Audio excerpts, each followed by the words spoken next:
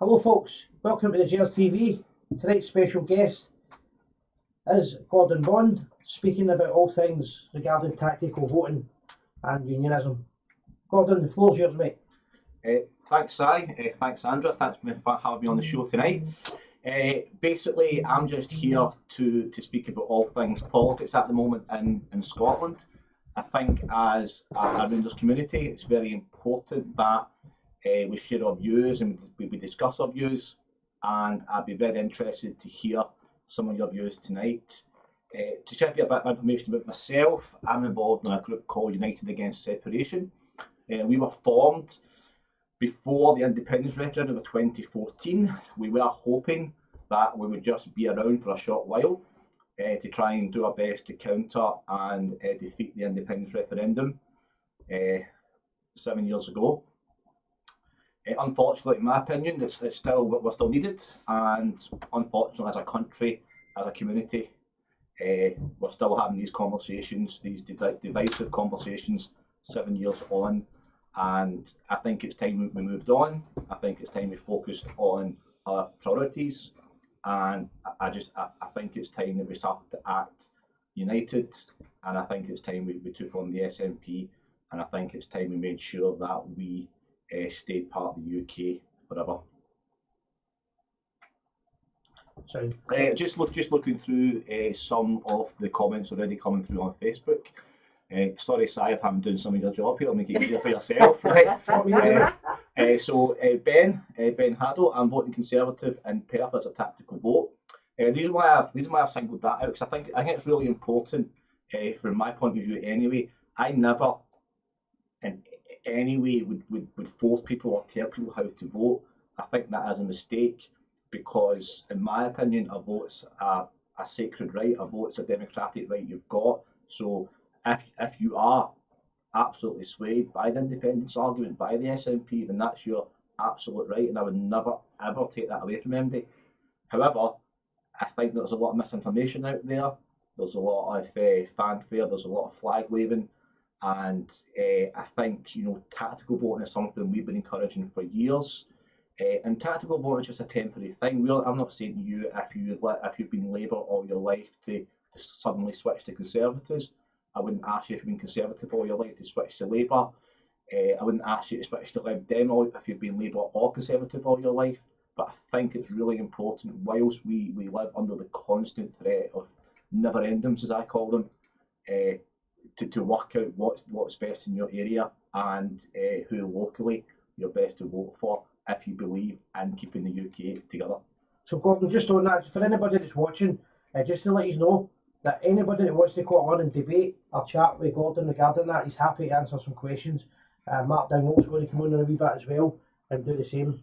We did speak to Rangers fans for independence to give them a chance for the platform. They gave us a wee statement back tonight, just so you know that we have spoke to different groups and trying to be as neutral as we can regarding give people a fair share. Yeah, and I think that's really important as well. I think it's important that we encourage viewpoints from the full political spectrum, because in my opinion we'll only start to understand each other and be able to educate each other if we have that frank conversation. Mm-hmm. Right, so I've got a couple of comments here on it. Here's one here. James Peebles, every constituency has a tactical voting info on how to oust the SNP in May. It's time for the Unionists in Scotland to get out and vote. I think that's absolutely right. I think that if you think about how many hundreds of thousands of Rangers fans are out there, and what voice we could have if we chose to exercise it, no one or nothing could stand in our way. But I think that obviously the situation with Rangers the last 10 years hasn't helped. But I think over the last couple of months with winning the championship again, getting back to the top of Scottish football, I think this is a moment for a real awakening. There's one here. James Wilson, as a Republican Conservative, I stand by the Union of the UK. To me, the Democrats equal SNP. Whilst I agree with the sentiment, again, the Democrats in America have done a lot of good, as the Republicans have. So I wouldn't want to. I think it can be quite confusing to compare, because it's not a like for like comparison. But I certainly understand the viewpoint, And as I say, thanks for your comments. I'm just setting up Mark Dymond a wee minute as well here for us. Lee Anson, quicker we get the bats out, the longer the monarchy will reign in this country. Yeah, obviously I agree with that. I don't think you'll get a 10 out of 10 for that one. But I genuinely think that again, the SNP, they do. I think they're split. I really do. I think half of them want to keep the monarchy. I think half of them, even maybe more than half now, would be agitating to get rid of the monarchy. And I do think that if we voted for independence, then I think that the making Scotland a republic wouldn't be too far off it. And I think that would be the natural next step, which is something I don't want. Can't speak for anyone out there, but I can't speak for anyone else. But for me, the logical next step from independence would be dissolving the monarchy as well in Scotland. Tommy Scott, we must all vote. The last election, only 53% bothered to vote. I could not agree more. I will sit here quite honestly and say, even if you're voting for any political party, then go out and vote, because a lot of people over the years have fought and died for that right, and it shouldn't be taken for granted. So whatever your political view, please go out and vote. I just seen a comment there from Chris Bond. Postal votes have to be in by the 6th of May. So if you are postal voting, now I know that with the situation in the country regarding the pandemic and COVID, there'll be a lot more postal votes getting sent in. Please make sure that you are sending them in, and if you know anybody that has registered for postal voting, please remind them to vote in, and also encourage them, as I say, to get that done. And even if you need to take the letter or the envelope to the post box for them. Okay, here's a really important one. I'm going to help you answer this. Tommy McAllister, come straight out, guys, and tell us who to vote this time. I'd try to sway people on how to vote. Listen, get out there and vote Conservatives to get the SNP out. What we will be doing there is we've got people that are watching from the various unionist groups who will be able to put on the channel, on the feed, who to vote for in what area. But if you ask Gordon, you know Mason as well. Yes, so what I would say is that, again, the comment comes straight out and tell guys how to vote. I think I don't feel comfortable doing that, because I would never order somebody to vote a certain way, because for me that's a different political system. However, if there's a really good tactical voting guide that I use, and it's on the Scotland Union homepage, if you type in tactical voting guide, then I would certainly encourage you. What you can do is you can put your postal code in there. It's based on demographics, based on data, it's based on surveys, the best data we can get, and that guide will, again, the keywords guide, that should advise you on the best way to vote in that particular area, because there'll be some areas where it is Labour, some areas where it is Lib Dems, and there will be some areas where it is Conservatives. So that's just a fact. Gordon, just to follow that up, right? Sharon's obviously watching this, who's in charge of most of the unionist groups, or kind of runs them all. If somebody posts a district or an area on the chat, if you don't know the answer, Sharon will be able to post it on here. Okay, great. To vote for that would be the best way of doing it as well. For okay, great. People want to know, right? I think just before we do that, just to keep in a wee minute, I think it's really important that we understand the voting system in the Scottish elections. Again, there are different votes in different systems. So there's two ways for an MSP to get elected. There is the straightforward first past the post system, but there's also the other way, which is the list vote. Okay, so just again, without wanting to over patronise anybody or explain anything too much or overcomplicate anything, the straightforward first past the post system is dead simple and straightforward. Most votes win. So if candidate A gets 10,000 votes, candidate B gets 1,001 votes, candidate B obviously wins. Okay. However, the list system, Scotland, is divided into different regions. Okay, and that's when you mark. So your second vote, you mark your candidate by preference. So however many parties are standing in that area of that particular district or constituency or region, you vote your paper, and the votes are divided up that way. And that's how actually the Greens always seem to do surprisingly well, because they in the Glasgow area, central area, they pick up a lot of second, third preference votes, and they make up the numbers by the list vote. Okay, so it's really, really important that even if you don't, you put whatever party, your unionist parties should always be top three. That's us calling Big Mark. So Mark Dingwall's going to come on live and give us his views on how to go ahead with it. Please share, guys. Hello Mark, you're live on the Gers TV, just to chat with Gordon regarding the voting system that's coming up in the next 2 weeks. Hello? Hi Mark, did you hear us there? Yeah, I can hear you a wee bit. Aye, Gordon's near the mic, so Gordon's going to speak. Yeah. Hi Mark. Hello there. Aye. So Gordon's got obviously live with you just now, and he's going to have a quick chat with you regarding your view and your opinion on the next few weeks on the tactical voting system. Yeah. Right, on you go, Gordon. Okay, Mark, have you got any questions or Any advice? any advice to give the viewers or the listeners or the Facebook followers? Well, I think obviously there are a few, some people have got a few grey areas, for instance. In the rest of the country, it's maybe a wee bit more clear cut. But in Glasgow, for instance, because at the last council elections, you had a real resurgence in the Tory vote.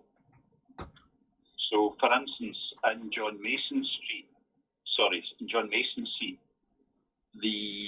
some folk are saying vote Labour, then vote Tory. But there are, based on the council elections and the work that's been done in the area and the unpopularity of John Mason, some people are saying, well, we should vote Tory in the constituency vote and then vote Tory again on the regional list. What would your have you looked at that? I certainly understand that, and given the resurgence of the vote and the results in the council elections, I would have to agree with that. Just touching on what you said about John Mason. John Mason is one of the most despicable MSPs I've seen or heard in the last 20 or 30 years. I would encourage any people out there to do some research and to look up some of his viewpoints. And again, it's not even a football thing. It's kind of like some of the stuff he's come out with. I think just one that springs to mind off the top of my head was his view on independence, where he kind of linked it to women, and he said that the girl doesn't always say yes the first time, which I think was a pretty disgusting thing to say.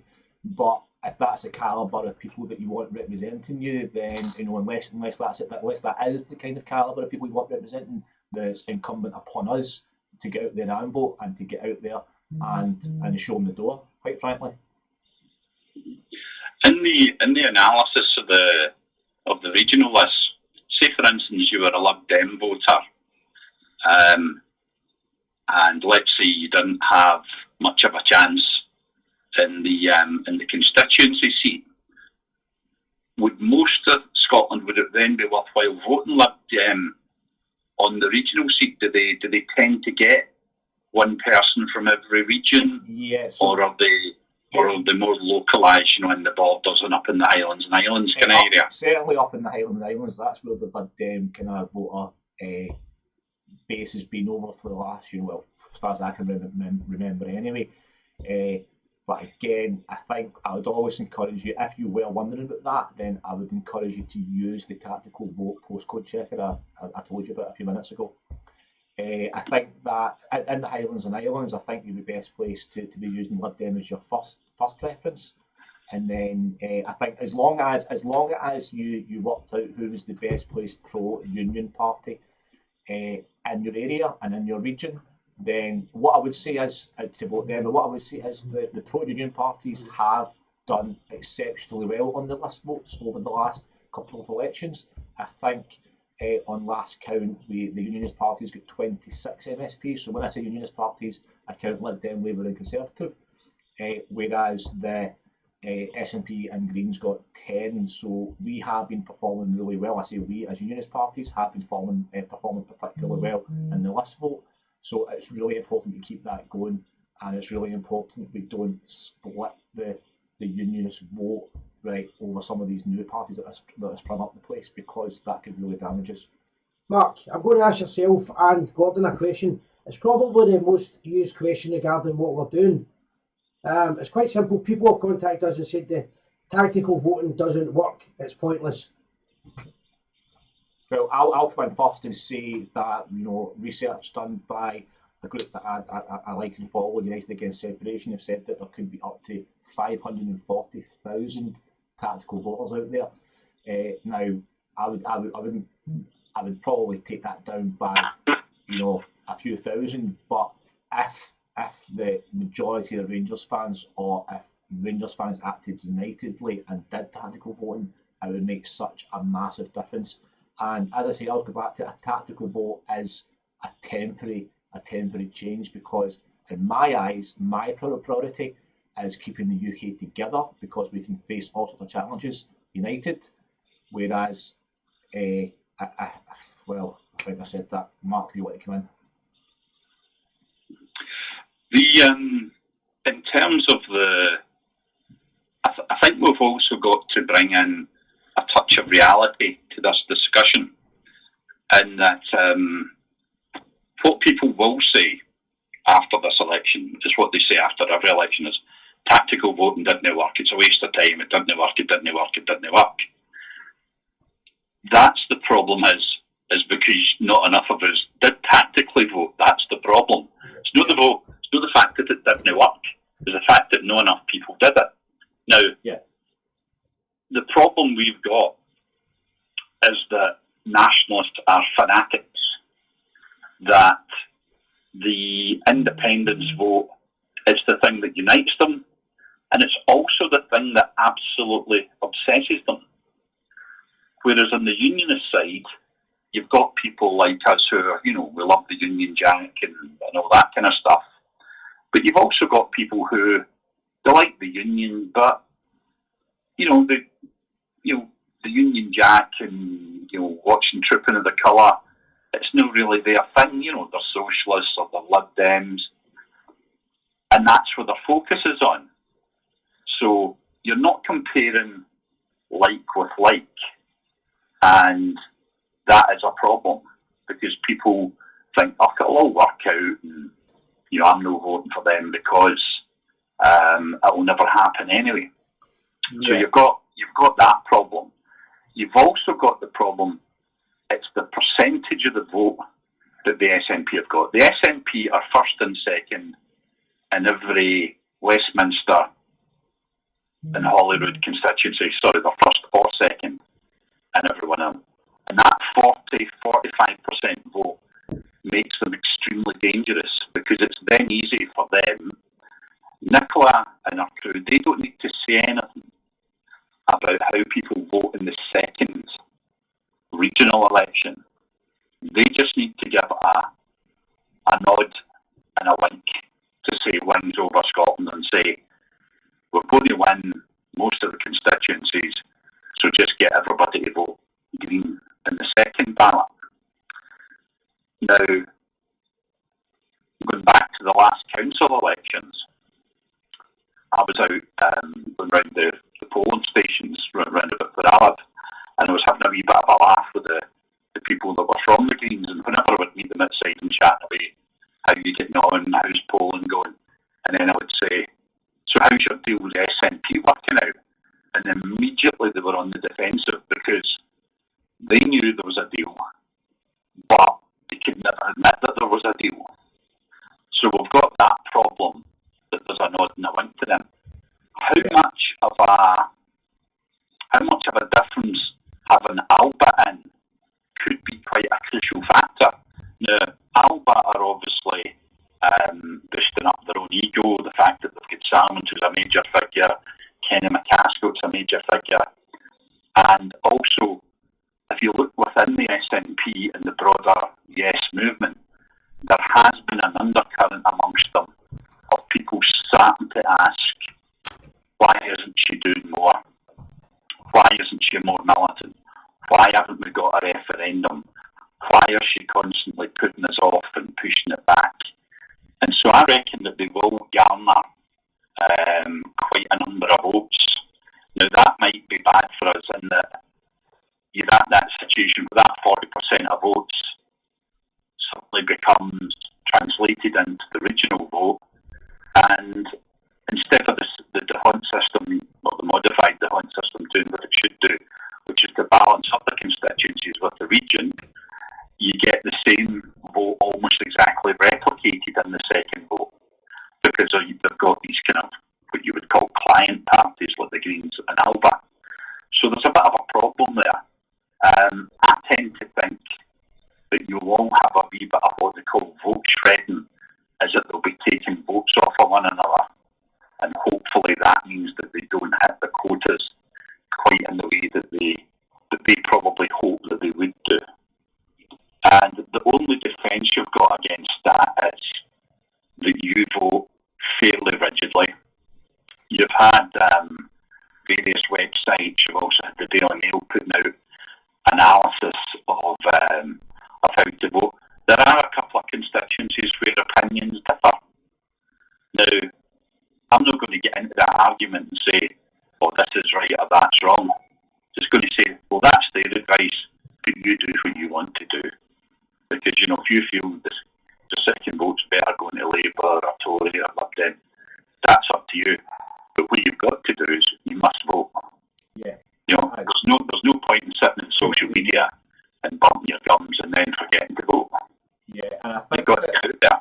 I think what I'll say, just to first of all agree with that, but to follow on from that, I think the issue the issue or one of the problems that Unionist voices have got is that we always seem to rely on the silent majority. Whenever I'm talking to friends or family or speaking about things, everyone has a very strong opinion, but the attitude is, oh, it will never happen. But we came really close to 2014. I don't think people actually realise just how close we came to losing that referendum. And I think, but what I do believe is that if you look at the results over the last couple of elections time, the pro independence parties combined votes are less than union votes. So I think that's something to give us hope and to give us faith with. But at the same time, and I do think that right now that SNP are at a peak. So I can't see any more people or a lot more people voting for them. If we could just get the silent majority out voting, then it would make such a big difference. And I think that's crucial. And so that's what Mark, obviously echoing what I said earlier and what you said, Mark, there. Go out and vote. Personally speaking, I don't really care what Unionist party you vote for, as long as you vote for one of them and you on your list, your preferences, you put 1, 2, 3 as a pro-UK party. Hi Mark, can you hear us okay? Yeah, I can hear you now. Is that a wee bit louder? Okay, no worries, mate. A couple of questions I'm going to do for the people that are waiting in. Always vote for a second place Unionist party to the SNP for the last election. This is a question here. I've got 2 voting cards, one for Glasgow region and one for Glasgow Pollock. Who should I vote for in each? Again, on you go, Mark. In general, what the advice has been for Pollock is to vote Labour in the first vote and Tory in the second vote. If you take the view that there isn't going to be much of a Labour revival, then you could say, well, I might be as well, voting Labour is most likely to win in Pollock. And then you're faced with a choice: do you vote what most people are saying would be to vote Tory in the regional vote, but you might take the view that there'll be so few people elected for Labour in the constituencies that you could also vote Labour for the Glasgow region. But the advice from every source I've seen would be that in that area, then it would be best to vote Labour for the constituency and Tory for the regional list. Yeah, if there's any doubt, as I say, I'll just go back and use that postal code tactical voting checker as well. Okay, but I think in that particular area, I think Mark, you're absolutely spot on there. I just like to pick up a couple of comments just read. Need to get rid of Hamza, Justice Secretary. He's been responsible for quite a few mishaps in the Scottish Parliament. I think we could do very well to get someone better in there. We can do this, we can defeat the SNP, yeah, if we go out and vote and vote use our vote wisely. The problem is the Greens who bumped up the SNP, Richard Class. Yeah, there's part of truth to that, but I think the other side of the problem is that we need to get the Unionist voice out and voting. Chris Bond,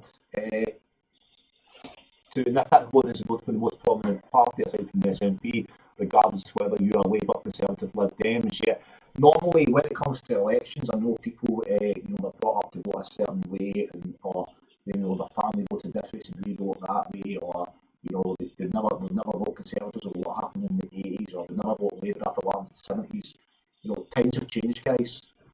But we don't live in the 70s anymore. We don't live in the 80s. We're getting to the stage now where if you want your United Kingdom to stay United Kingdom, then we have to use our votes wisely and tactically. Any more questions there? Mark, have you anything else you want to input on that? I'm going to let other people call in a wee minute, mate. Yeah, I think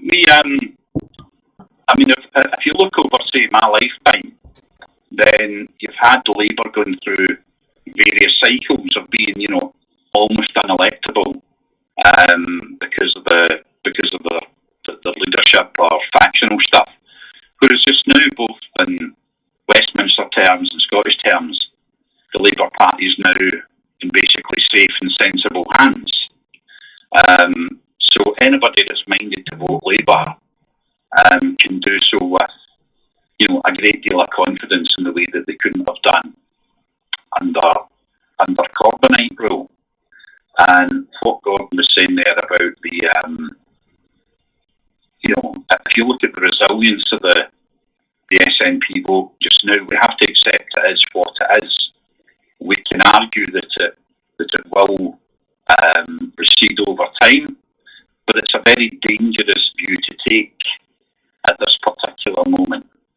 And also, I think in terms of getting people to come away from the SNP, then it is quite useful that, the Labour Party doesn't wrap itself in the Union Jack, because that's one of the things that kind of, gets, whether they're civic nationalists or cultural nationalists, it gets their back up. So, you could actually have people who are SNP voters. There might only be 5-10% of them. But if they then vote Labour in their second vote, then that's a good thing. Because, it just helps to shred their vote a little bit until, hopefully, there's a famous saying that men go mad in crowds and they regain their sensibilities one by one, silently, and over a period of time. So what I'm hoping is that either we have with Salmond and Sturgeon, that this feud they've got going really starts to pick up, or that as time goes by, people start to actually do the calculations and say, the Union is best for Scotland from, all sorts of reasons, but primarily economic, and that they do those calculations in their head and just think, well, we are where we are, we're out of Europe, da-di-da-di-da, and there's no going back. And that'll be a dose of realism for them. But I agree with Gordon that where we are just now, because of the level of their votes, it is everybody's duty to get out and vote, not to think about it. It's to get, if you haven't been registered in the past, it's to get registered. And then if you've got to vote, whether it's a postal one or going to the poll, that you must use it. Because the numbers are so tight that every vote does actually matter. Gordon, have you anyone to ask Mark before it goes? Sorry? Okay. No, I mean, as I said, it's been great to talk to you, Mark. You won't be surprised that I agree with almost everything you're saying. And again, if there's anybody you come up against or speak to, just all the plead with you is just let's get out there and get these votes,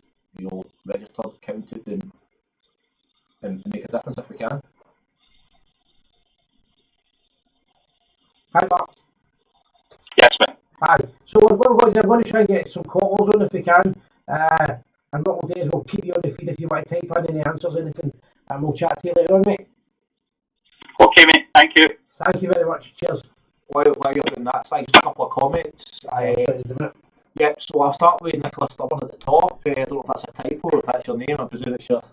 That's a play. That's a play in the name. She is very stubborn. But I think that people forget in 2014, just to expand on what you've said, the vote was the independence referendum was very much stacked in the nationalist favour. They got to choose the word in the question. They got the positive, so they got the positive wording. So yes, so things like that actually, believe it or not, make a massive difference. Getting the positive yes on their side probably won them 3 or 4% in the vote, just as standards. Also, they lowered the voting to 16, and they spent a lot of money, a lot of time going into schools and colleges to try and influence youngsters.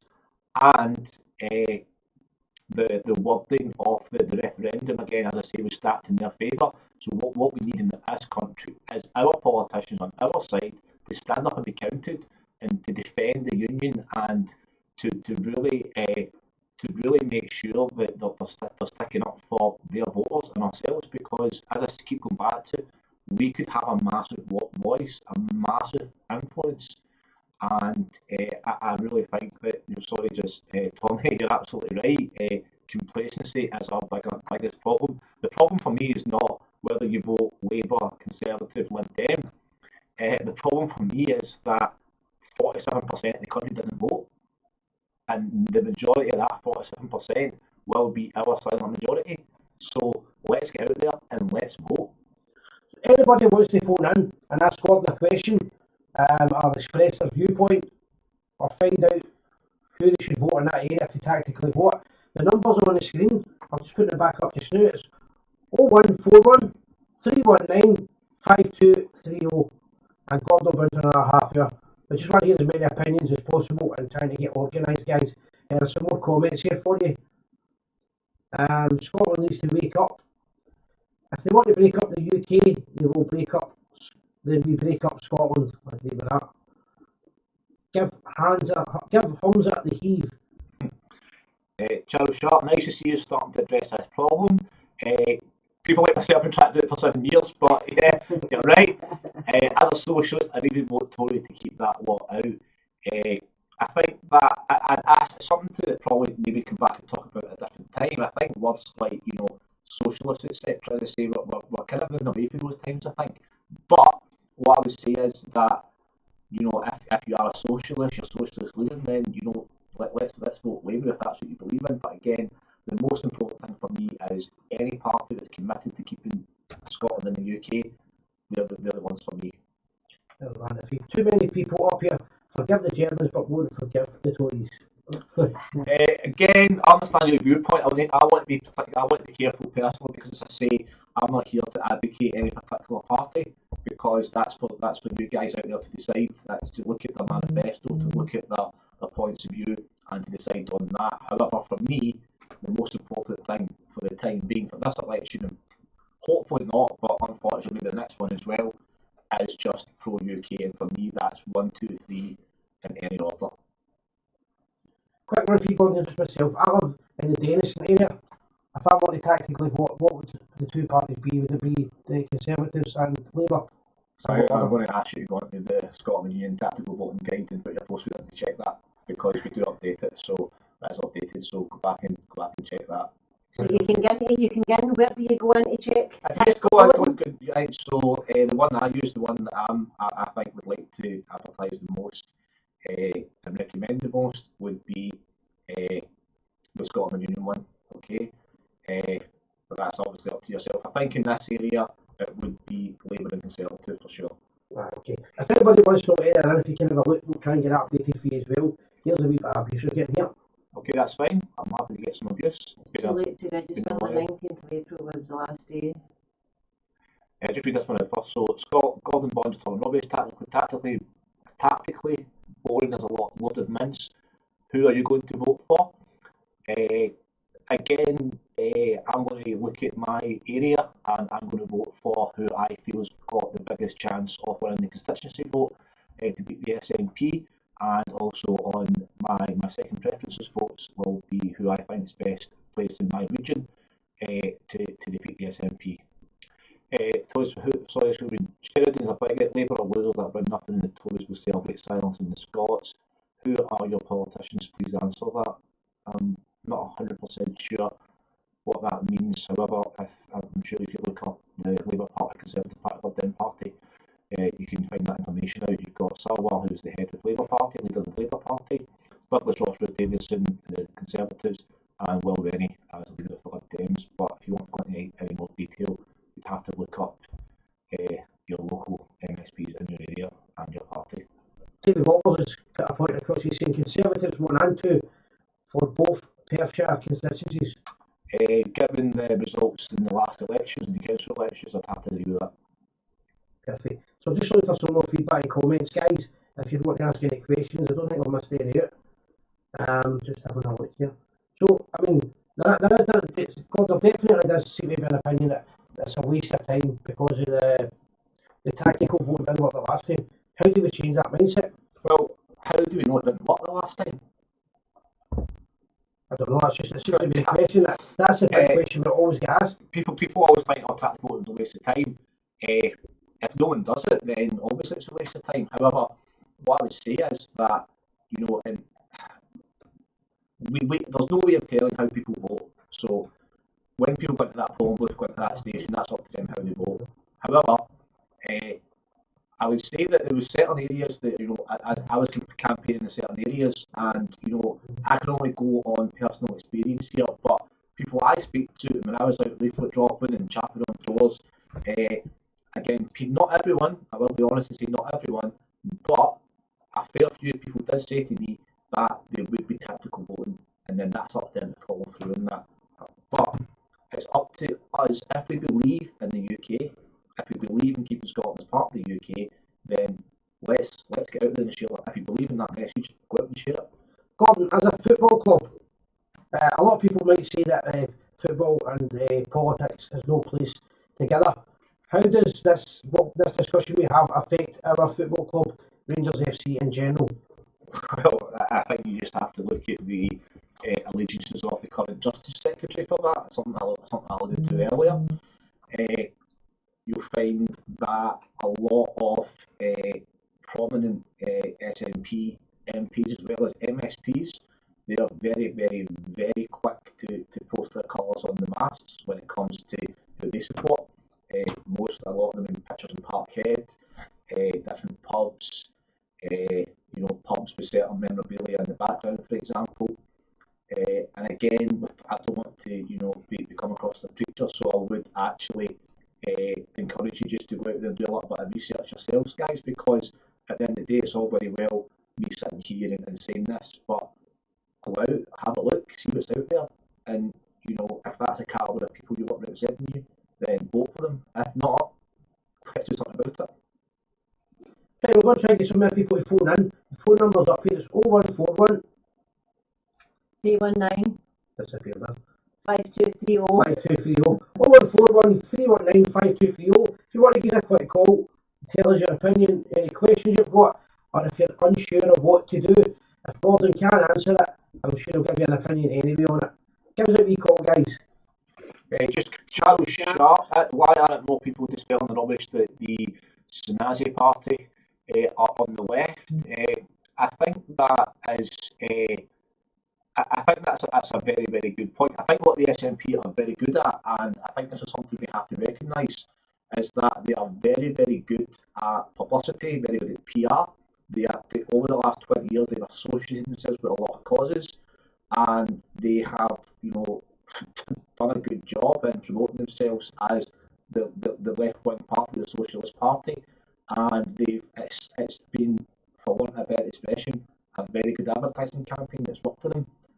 Again, it's up to you, it's up to the politicians. I'm not a politician, but it's up to those that represent us to express our viewpoints and to work harder to dispel that notion, because I couldn't agree more.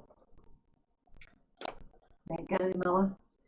The only union will survive a wipeout vote against the SNP is if they override in the British Super League. That's what you call tactics. Surprisingly, that might actually be a I did, I don't want to advertise any newspaper, but I did. Obviously, there has been a bit of speculation over the last, 20 years, going back 20 years, almost to the 90s, regarding a British Super League. On that note, I do actually think I would like to see a revival of the Home Nations Cup between Northern Ireland, Wales, Scotland, and England. I think that'd be brilliant, and I also would like to see some kind of, true United Kingdom Day, because I think over the last 20, 30, 40 years, there's been an erosion of pride in the UK. There's been an erosion of, not many people actually stand up for the UK, and I think that we've allowed ourselves to be victims of that. And I think it's really important that we take pride in the UK again. good point. Guys, we're not 15 minutes here to go.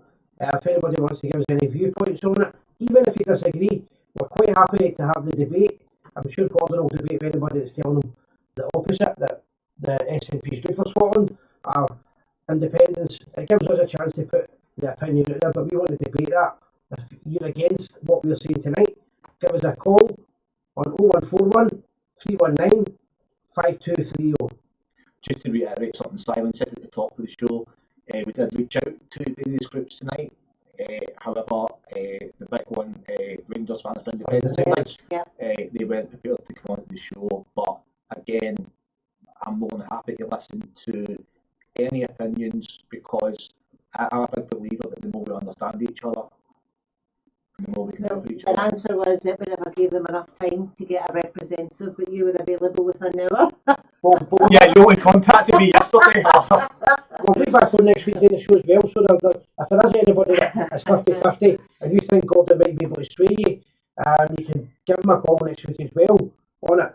And we'll be debating for 2 weeks before the actual elections. Just come back a couple of comments. So I don't know if this has come in before I said it or after I said it, but I will say after, right?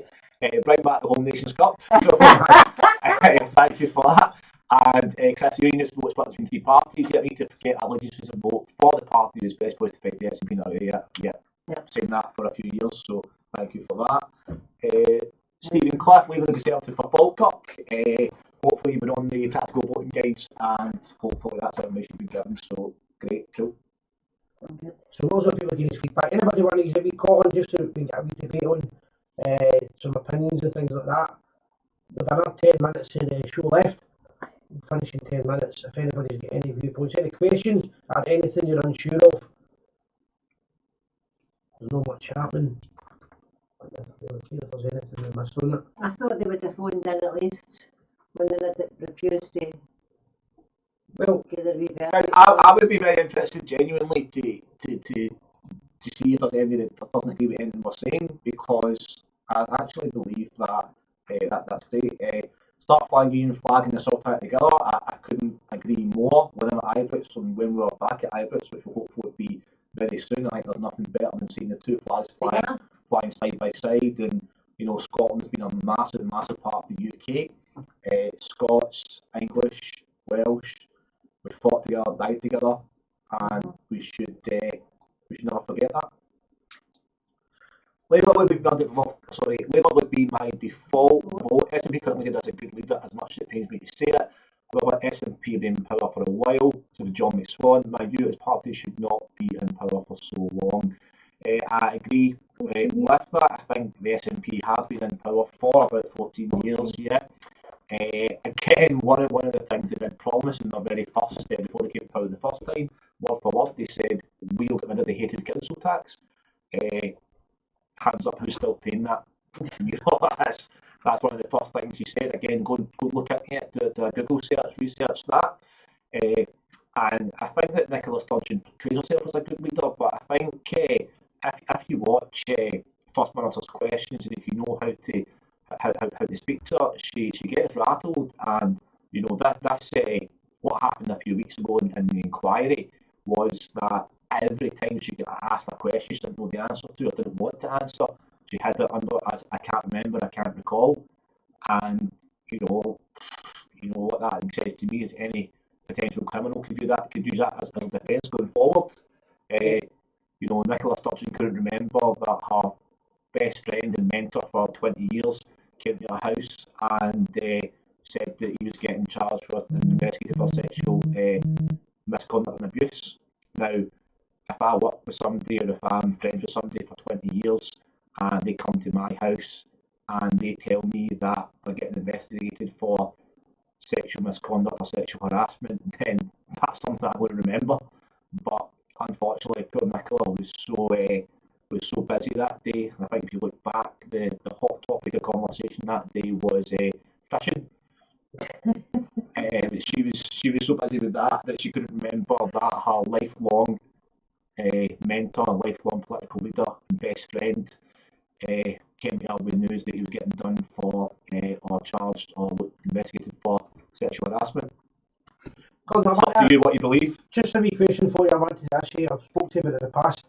If the unthinkable had happened and Scotland became independent in the last referendum, and obviously with the COVID-19 and lockdowns and taking place, what kind of position do you think the country would have been in over the last year financially? Don't you want to think about it? Absolutely terrible. I think that this is something, and I'll try and hopefully cover your point with this answer. I don't just remind me to, okay? But just to put it into context, take it back a step.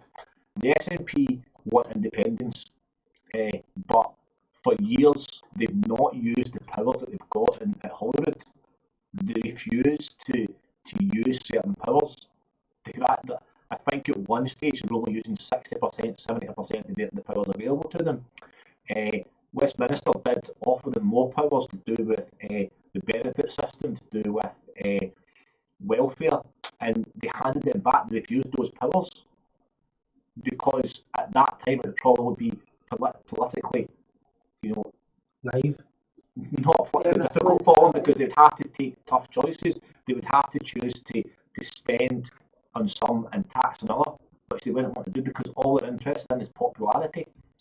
And I think that, going back to your question, Simon, I think that the strength of the UK economy, the strength of the UK financial resources has helped us do things like following.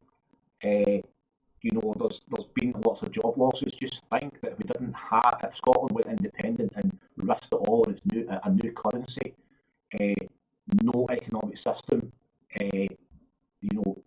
amateurs really in charge of business rates. The SNP appointment of Chancellor, which is Finance Minister Katie Forbes, she might be nice enough woman, never met her, but she has got very little economic experience. So, again, obviously I'm biased. I'll come right out and say that I am biased, but I think that the strength of the UK has helped us navigate the COVID crisis, and I think that has now been discovered in the advances we've made in vaccines. Yeah, I mean, put it bluntly, a lot of people say Scotland would literally been on its knees. Now, a lot of people get furloughed and got paid money for a year. Would they have had that under an independent Scotland, or do you think they wouldn't be able to afford that? Because one of the most important things in people's life is your wages and how you get paid and how you survive. There is no way of knowing. I'd be highly doubtful that we could have done that. Very highly doubtful, For a full because year anyway. we don't have, one of the benefits being part of the UK is that I believe that in the last 20 years we've received more per capita, more per person than we paid in taxes. I think there's 1 year out of 20 where that's not happened. And just to bring something else into it, the SNP's big economic future is oil. And again, look at the oil price in 2014, look at the oil price now. It's a massive difference. And nothing's free in this world. We work hard, some harder than others. We do work hard. No offence, Si. We do work hard. We pay our taxes, and I think we deserve better for that. Excellent. There's just a couple of your comments here, and we'll finish up in 3 or 4 minutes. This is quite true, to be fair, I would say. The SNP's motto, it's Westminster's fault. I'll go one step further and say it's the English fault for everything. Everything that's ever happened negatively to Scotland in the last 50 years has been either Westminster or the English, and that has played into people's views, to people's naiveties, to people's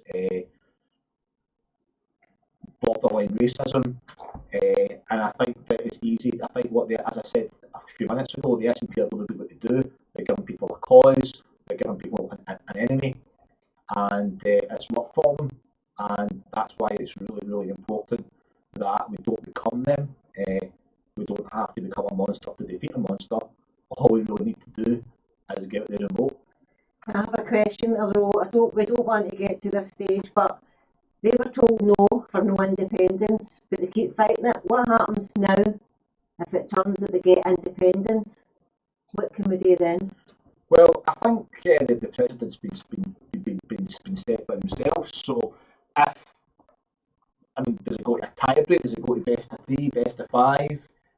But I think that I think it's probably dead simple and straightforward.